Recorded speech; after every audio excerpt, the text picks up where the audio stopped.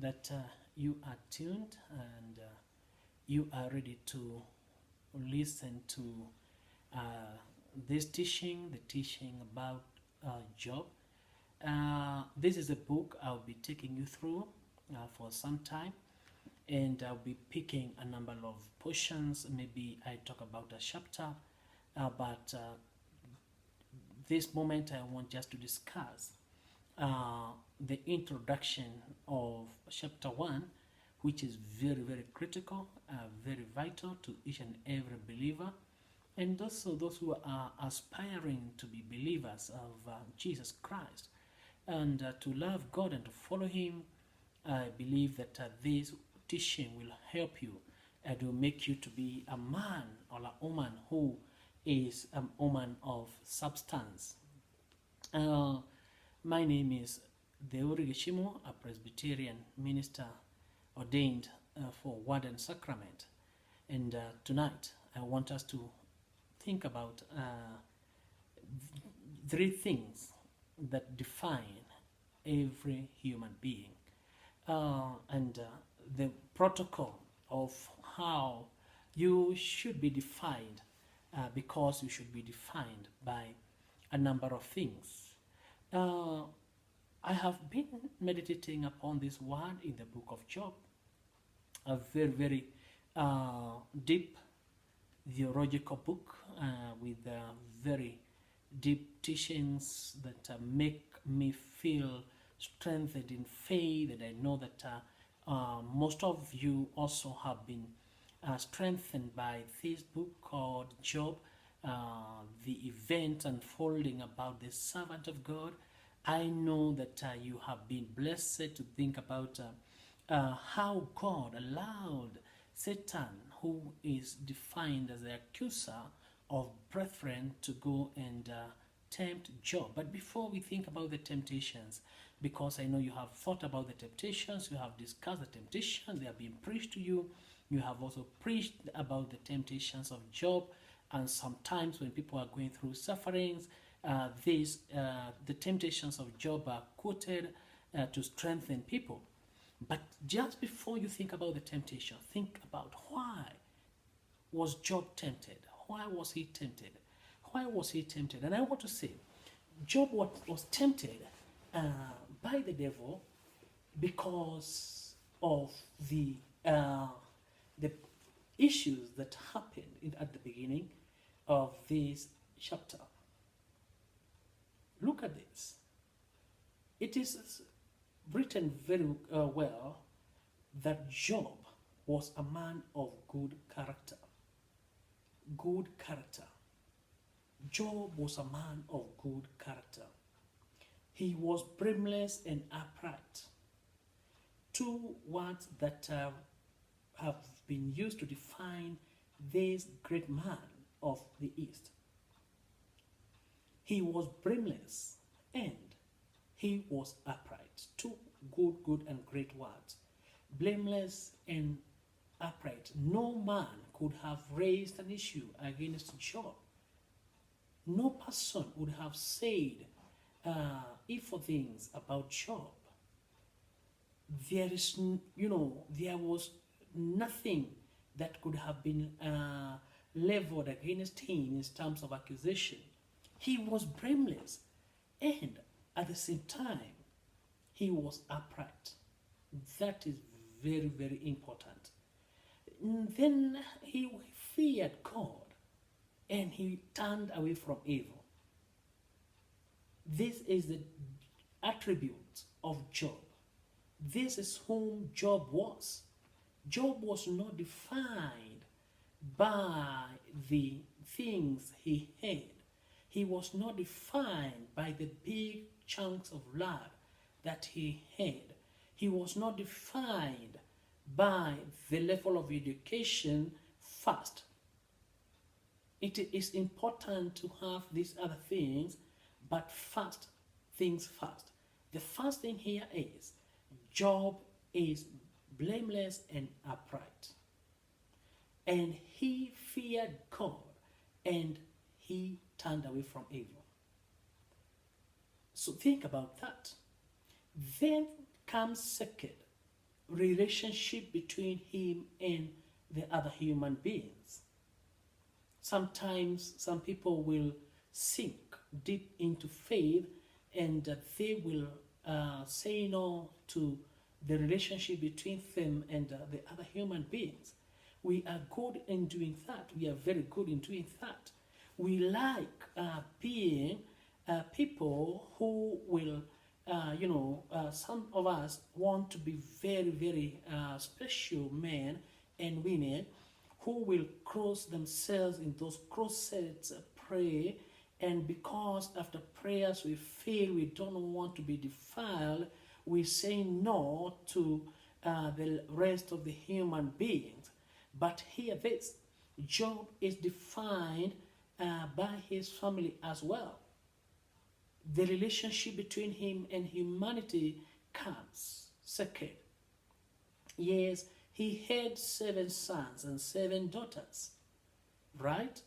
Your family plays a big role. And these are the sons and daughters that he used to pray for and offer a sacrifice for, because he was saying they might have, done evil in the presence of God. They might have even thought evil or seen evil. So Job was defined also by his family. Your family defines you. The people you live with defines you. The people I have been given by God to shepherd defines me, right? But they cannot supersede my position before God. They cannot, I want to say, they cannot take the position of God, right? They cannot. They need only to come second after my character and relationship with God. Then number 3, it is written very well, his wealth comes forth. His other things that he has gained. These are things that he has gained, not, this is not the relationship between him and God and him, not his position as a character, his relationship with God, his relationship with human beings, but now, these other things that I have attained in life, they are also important because Job was a rich man. He had wealth. He had wealth. If you can maybe looking at a commentary, it talked about Job having about 790,000 US dollars. The rich, the world at that time. So he was a rich man. He was his net worth was great. He was a rich man. And in fact, the Bible says that he had 700 sheep, 7,000 sheep, 3,000 camels, 500 yoke of oxen, and 500 female donkeys, and very many servants. Look at this. Because the servants were working for him, they have been counted later after his personal possessions has been counted, because the servants were coming to work for him. And it is important to know that the servants have been calculated within the wealth. So the people that work for you are important. Don't take care of your vehicle and you forget to take care of your servant who is working for you. Take care of them because they are part of your assets. They are not a liability as some have taken it. They are part of your assets. And an employee is a very, very important asset. Invest in them and they shall multiply your wealth. They will work better. They will produce better. So, I want us to think about that, forgetting about the rest of the narration that continues, but those 3 very important things that are defining this man who is called Job. One is his character and his relationship with God. Number two is his family or his relationship with other human beings.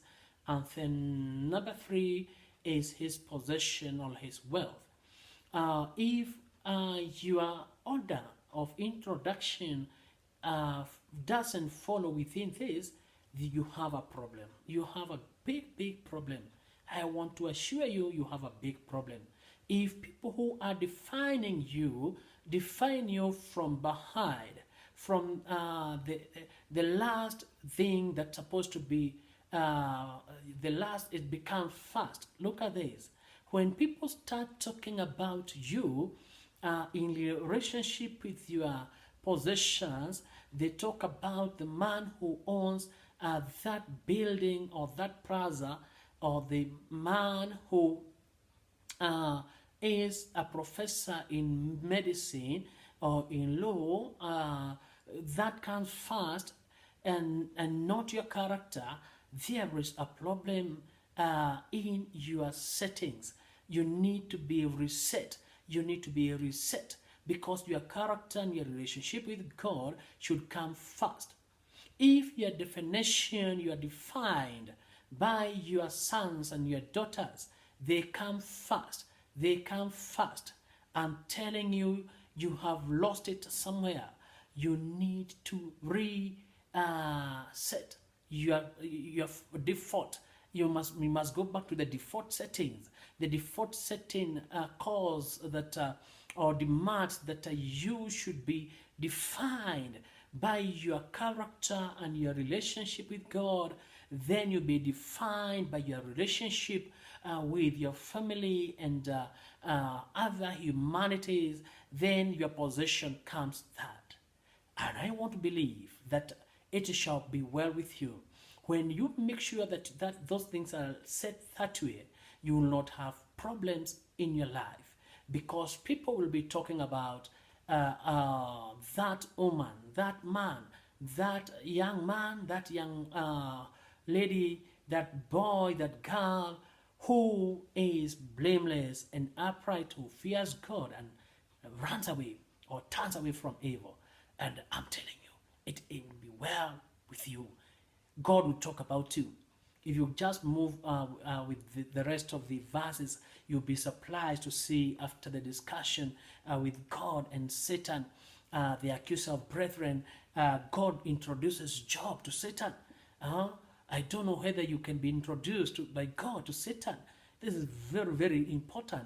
And verse 8 says that, and the Lord said to Satan, have you considered my servant Job, that there is none like him on earth, a blameless and upright man who fears God and turns away from evil? He is being introduced to Satan. God is not afraid of introducing this man to Satan. He knows that Satan is the one who schemes evil, but he is introducing his friend because he knew this man. He is always blameless and upright, fearing God and turning away from evil. So I am praying that you can get into that position where you will be introduced by God to Satan. God will not be afraid to introduce me to Satan. Yes, and sometimes the Satan will ask for permission to come and touch you and bring you down. But because of your relationship with God, not your relationship with your sons and daughters, because if you go through later, we'll see what happens to these sons and daughters, not with the relationship with your possession, but what shall remain and what will save you is your relationship with God. May you cement your relationship with God.